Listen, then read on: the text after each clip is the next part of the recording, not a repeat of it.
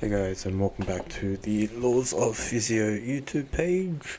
This is day 31 of the Practice What I Preach series, and in this video I did a pull workout.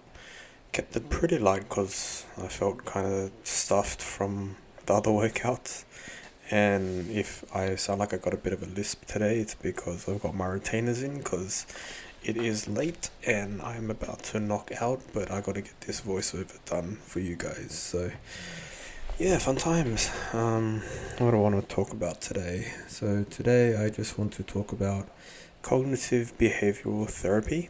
Should probably take my retainers out for this, but cognitive behavioral therapy is pretty much replacing negative thoughts with positive outcomes. So it is probably one of the most researched therapies that are available at the moment, and you can go through like your psychologist for it or your physio for it, and you're pretty much just correcting negative mindsets and negative thoughts towards certain things. So for example, if I believe straightening my arm is going to cause me pain, then my mind will develop pain in my arm.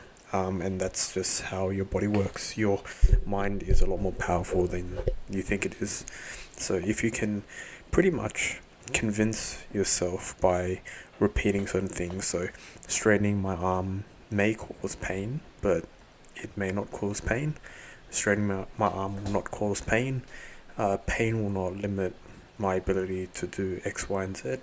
So just training your body to be able to handle and changing your beliefs about certain things will actually result in decrease in pain, increased quality of life, and all over good feels. So I think I'll go more in depth into that in the next few videos. But cognitive behavioral therapy is, yeah, there's a lot of studies behind it, a lot of systematic reviews.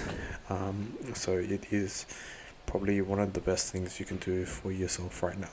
So hopefully this came out clear. Hope you're having a good day or night wherever you are.